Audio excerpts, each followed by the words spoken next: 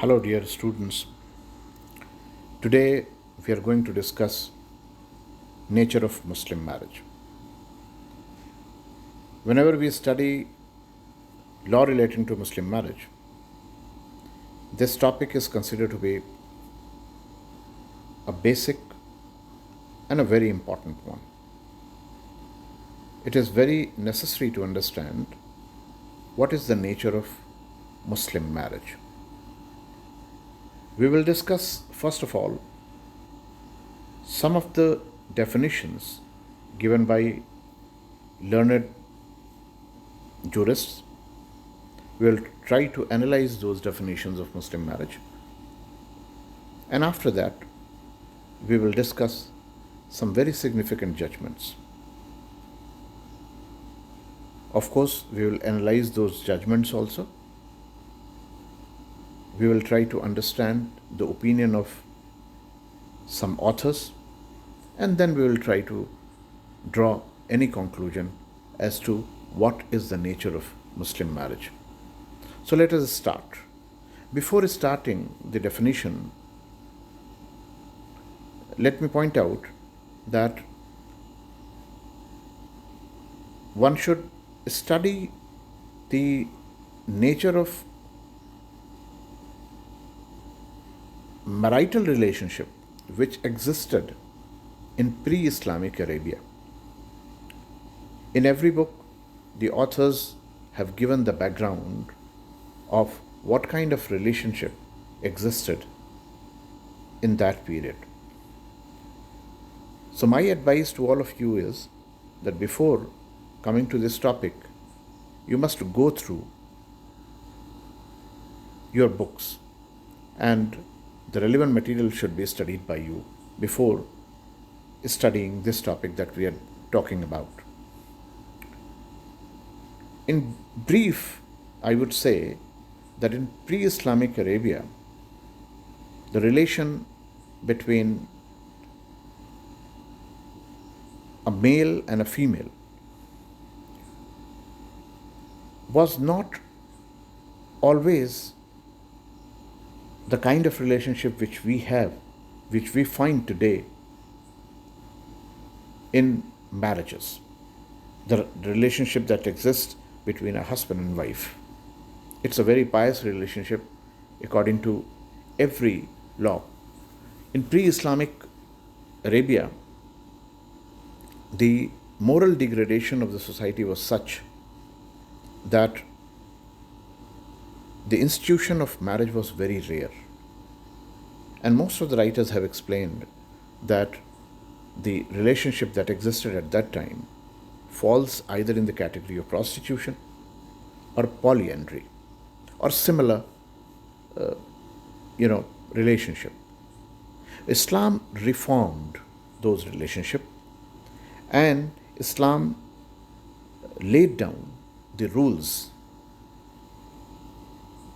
of marriages, and the form of marriage which was recognized by Islam is known as nikah. This is the word that we generally use, nikah. Now let us try to understand how can one define nikah. The first definition that comes to anyone's mind is that of hidayah.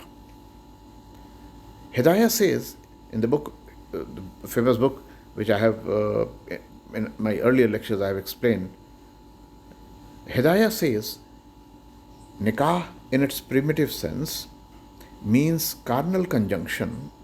Some have said that it signifies conjunction generally. In the language of the law, it implies a particular contract used for the purpose of legalizing generations. Now, this definition clearly explains that it is, in its primitive sense, it is a relationship between a man and a woman. In the eyes of law, it is a particular contract used for the purpose of legalizing generation. The other definition is of Justice Amir Ali. He is a famous author of Muslim law. He defines marriage in these words. I quote him: "Marriage is an institution ordained for the protection of society, and in order that human beings may guard themselves from foulness and unchastity." It is very clear from his definition that Justice Amir Ali explains and looks at marriage from a certain perspective. He thinks that this institution has been created for the protection of society. And how society can be protected? Because it guards human beings from foulness and unchastity. Without getting married, there are chances that a person may lead a kind of immoral life. So he hints towards that. And he says that marriage is an institution that protects human beings from leading a life which can be termed as a foul and unchaste life. Justice Mahmood, a very famous judge, in a judgment, he defines Muslim marriage in these words.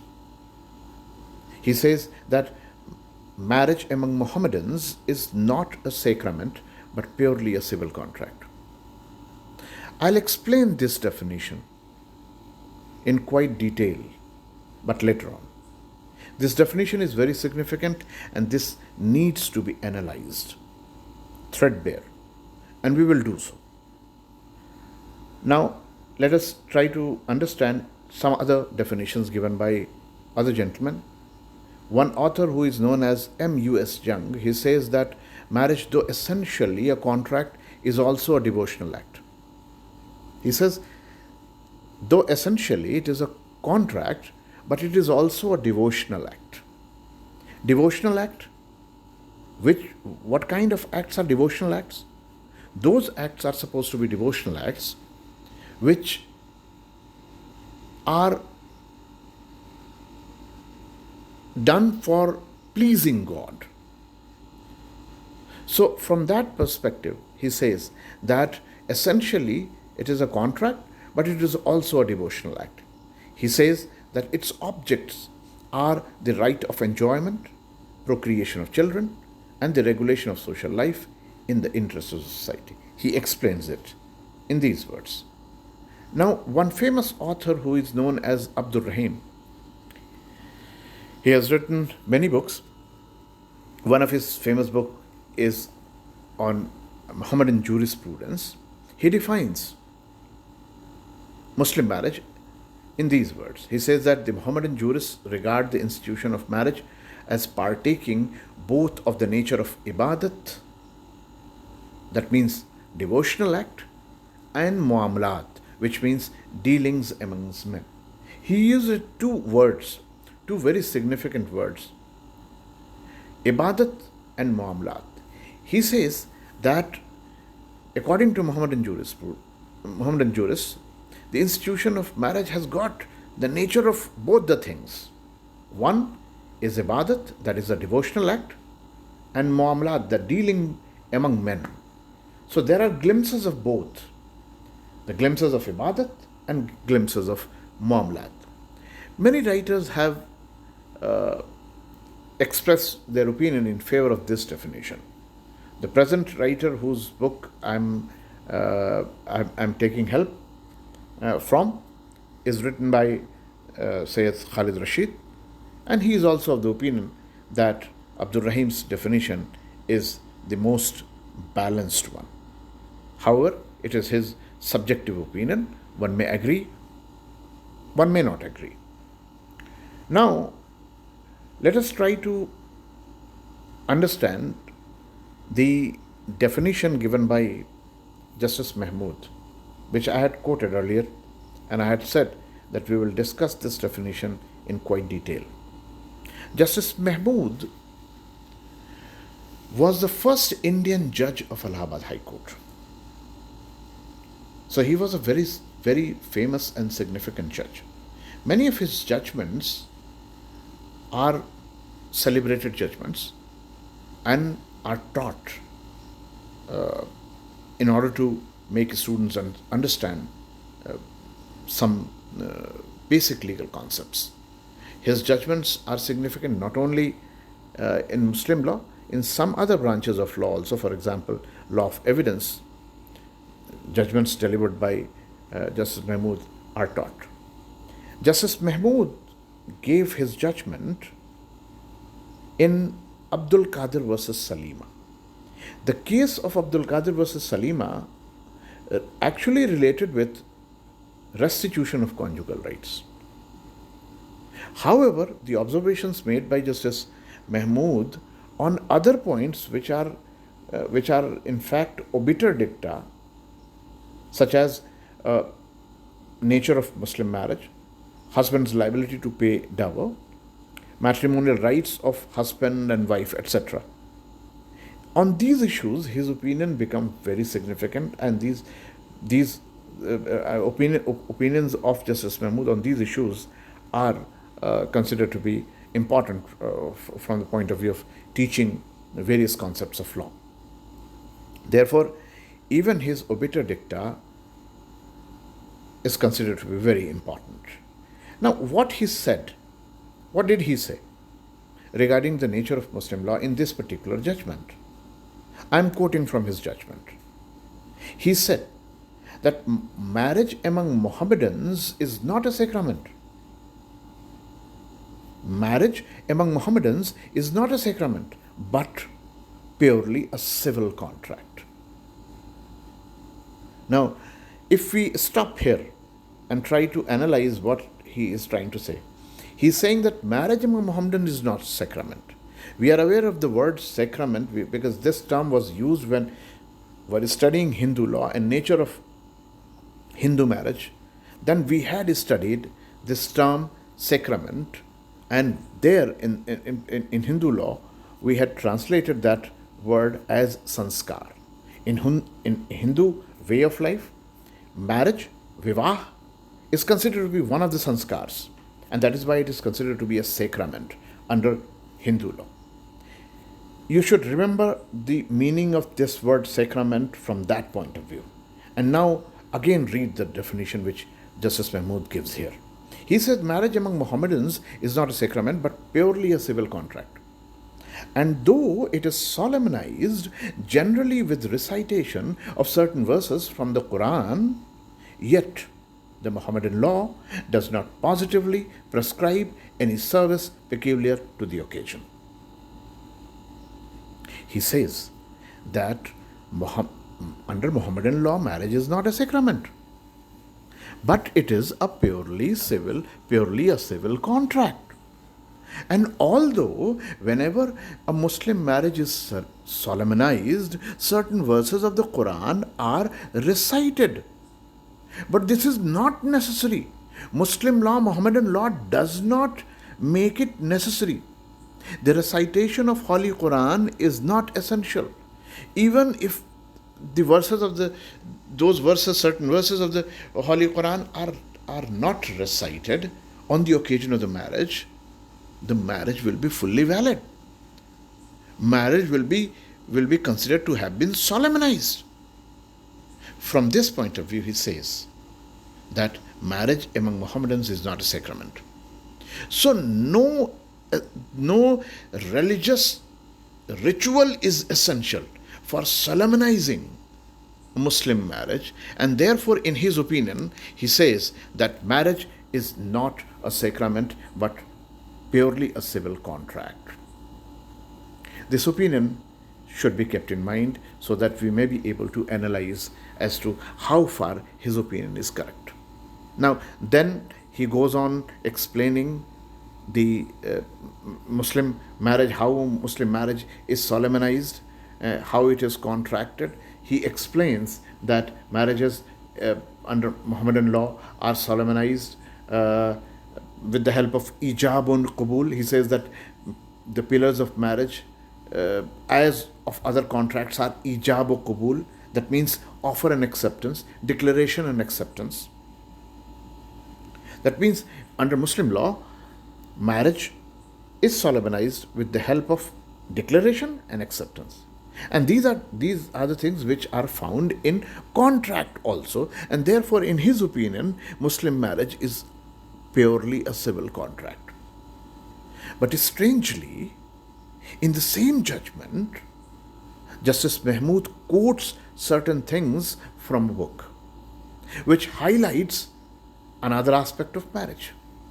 He says that Mr. Bailey at page 4 of his digest, relying upon the text of the Khans, the Kafaya, and the Inaya, has well summarized the law. How well summarized? He quotes. He says, marriage is a contract which has for its design or object the right of enjoyment and the procreation of children. But it was also instituted for solace of life. This is very surprising. The person who claims that marriage among Mohammedans is a purely civil contract now says in the same judgment, in another paragraph, that it was also instituted for the solace of life. I am not aware of any contract which I have ever made for the purpose of solace of life. I don't remember. And I think if you ponder for a moment, then you will also agree with me that we hardly enter into a contract for the solace of life. But he says that this, a purely civil contract, the Muslim marriage, which he says that is a purely civil contract, is also instituted for solace of life. Here he highlights a different aspect of Muslim marriage. So in his opinion also, there are other aspects of Muslim marriage, and this is one of them, that it has been instituted for the solace of life. Justice Mahmood, in his judgment, in this particular judgment, has explained other things also. For example, nature of dower, meher. We will discuss about meher and dower later on. This is a very important topic of Muslim marriage, related with Muslim marriage. But just to give you a glimpse, to understand, dower is a sum of money or a property which a Muslim husband either gives to his wife or promises to give his wife on the occasion of marriage as a token of respect, as a mark of respect.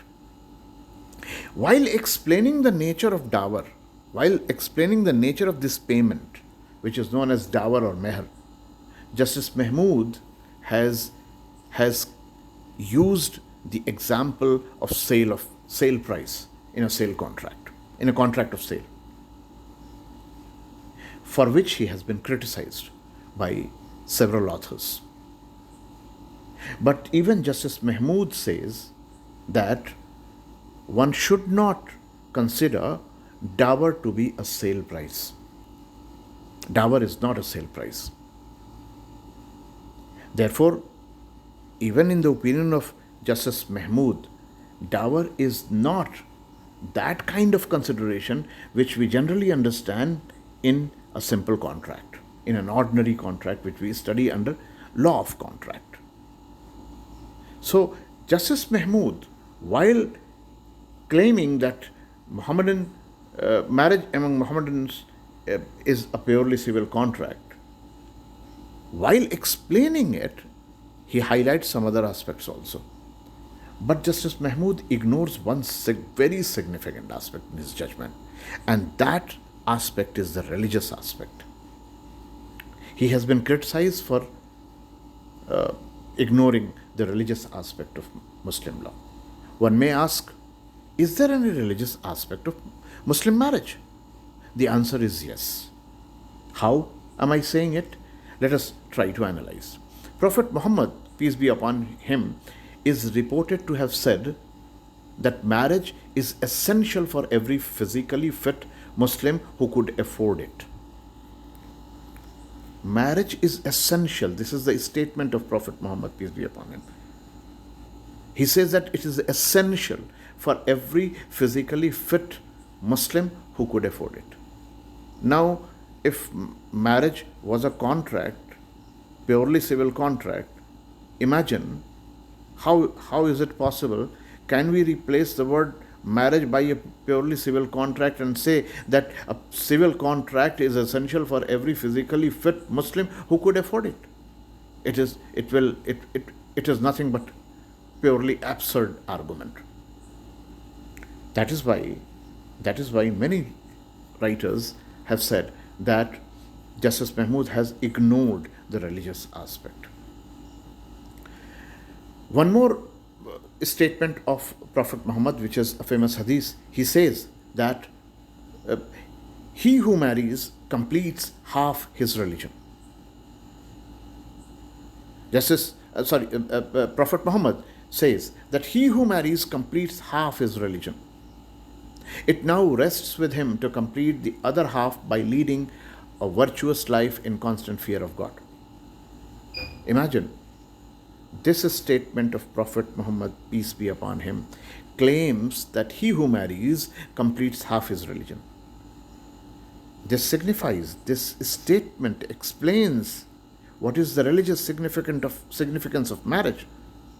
By simply entering into a marriage, one completes half of his religion. Such is the importance of marriage under Islam. This explains that marriage has a religious aspect also. Another statement is there of Prophet Muhammad, peace be upon him. He says there is no mockery in Islam. He further says that there are three persons whom the Almighty Himself has undertaken to help. First, he who seeks to buy his freedom. And the second, and this one is important for us here from our point of view, today's discussion's point of view, the second one is he who marries with a view to secure his chastity. Now, for a Muslim, these statements are hadiths. And these statements are very pious statements. These statements are religious statements. These statements explain, in these statements, the importance of marriage have been explained, and they reflect the religious significance of marriage, which Justice Mahmood ignored in his judgment which he delivered in Abdul Qadir versus Salima, the judgment which he delivered way back in 1886, long ago. In another hadith of Prophet, peace be upon him, he says that whoever marries a woman in order that he may retain his eyes, God putteth a blessedness in her for him and in him for her. All these statements are, of course, subjective statements, but Muslims believe in these statements. These statements for them are hadiths and very pious statements, and these statements are important for them. These statements explain the significance, the religious significance of marriage. And therefore, for a Muslim, marriage is a religious act also. It is not just a simple contract which we generally enter into. If we need a pen, a copy, a book, we go to the shopkeeper, we give him the money, he gives us the book, pen, or anything that we want. It is not that simple. If somebody says the marriage is a purely civil contract, one may presume that marriage is also this kind of thing. But this is not true, because there are various other aspects also which cannot be ignored, which in fact Justice Mahmood is criticized for, because he ignored those aspects. So one can say safely that Justice Mahmood, in his judgment in Abdul Qadir versus Salima, ignored the religious aspect of Muslim marriage. Now, I have quoted earlier, Justice Amir Ali has said that marriage is for the protection of society, and in order that human beings may guard themselves from foulness and unchastity. And therefore, this statement also explains the other aspects which Justice Mahmood has not pointed out. One very famous philosopher of Islamic theology, Al-Ghazali, he says he regards marriage as a means of attaining nearness to God. According to his opinion, marriage is a means of attaining nearness to God.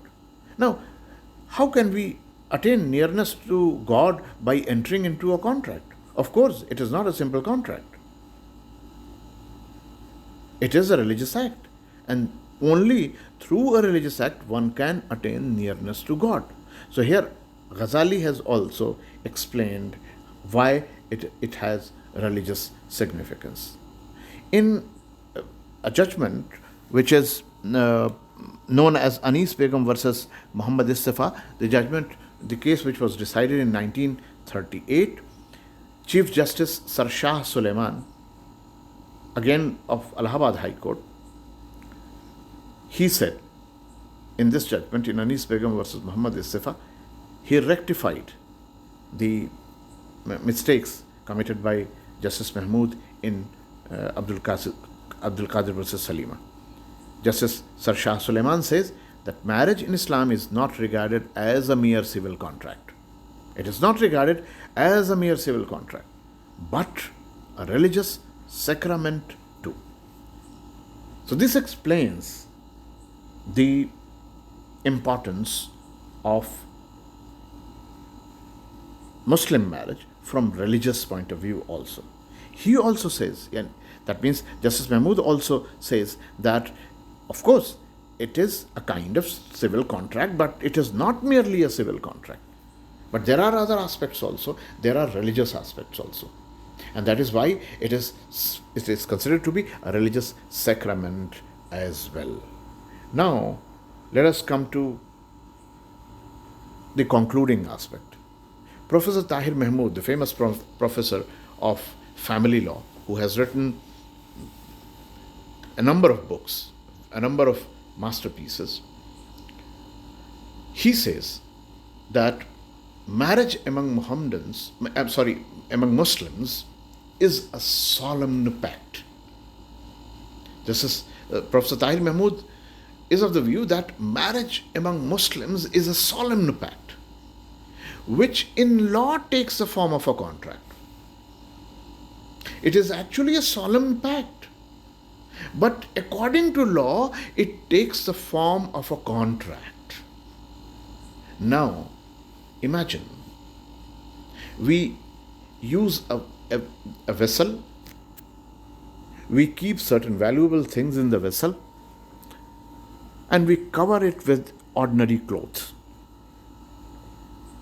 If a person looks at that vessel and its cover, and he is new, he does not know what is inside, what will he find? What will he say about that vessel? He will explain with the help of what he observes. That means by looking at the cover of that vessel. Because he is not aware as to what is inside that vessel. But the moment he removes the cover, he finds that is very valuable. There are things very valuable which are kept inside. This is how one can explain. Muslim marriage is actually in the form of a contract. The form of Muslim marriage is contract. But in essence, it is not merely a contract. In essence, it means something else also. Professor Tahir Mahmood further explains that, of course, Islam does not regard marriage as a sacrament, sanskar, in the Hindu religious sense of the term. However, the Prophet did describe nikah, marriage, as his sunnat. Now, Professor Tahir Mahmood rightly says that, of course, in Islam, marriage is not considered to be that kind of sacrament or sanskar which we understand according to Hindu philosophy. You must remember that according to Hindu law, marriage is considered to be and has been considered from ages, since ages, that marriage is a sanskar. It is one of the sanskars. And so, sanskar has got a very specific meaning under Hindu law. That meaning cannot be used here because that word sanskar or sacrament under Hindu law has got a peculiar, a specific meaning. It is understood with the help of that meaning only in that law. The same meaning cannot be used here in Muslim law. So that is why Professor Tahir Mahmood says that, of course, Islam does not regard marriage as a sacrament sanskar in the Hindu religious sense of the term. In that sense, it is not regarded as sanskar. However, it is still important from a religious point of view because Prophet himself has declared marriage to be his sunnat. And for any Muslim, Prophet's sunnat, that means Prophet's tradition, Prophet's practice is very significant, a holy practice. And they want to follow that practice because they feel that by following, it is their belief that by following the practices of Prophet, they will attain the nearness of God. So, what can one say? Finally, one can say in the words of Abdul Rahim, which has been quoted by Faizi. Faizi says that marriage partakes of the nature of both ibadat and muamlat, worldly affairs. It partakes the nature of both worship as well as worldly affair.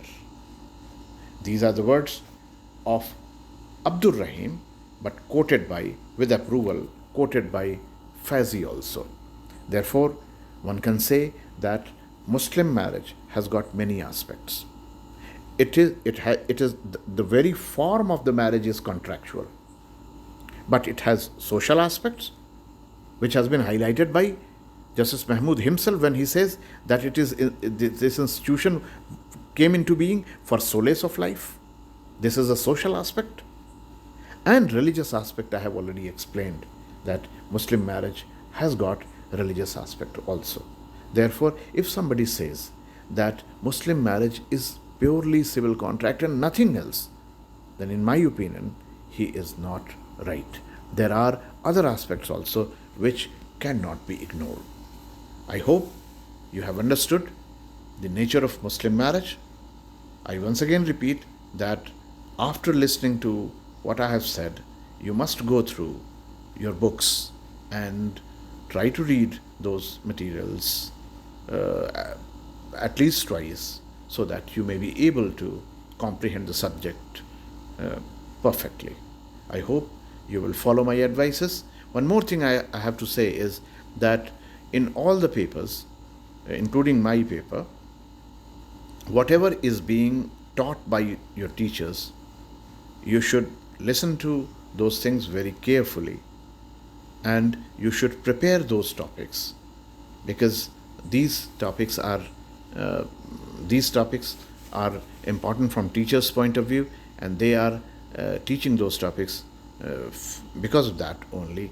और जिसको उर्दू में कहते हैं कि अक्लमंद के लिए इशारा काफ़ी है, मुझे उम्मीद है कि आप लोग मेरी एडवाइसेस को फॉलो करेंगे और जो चीज़ें आपको आपके टीचर्स पढ़ा रहे हैं, जिन टॉपिक्स को पढ़ा रहे हैं, आप प्लीज़ उनको फोकस करिए, उन पर बहुत ध्यान दीजिए।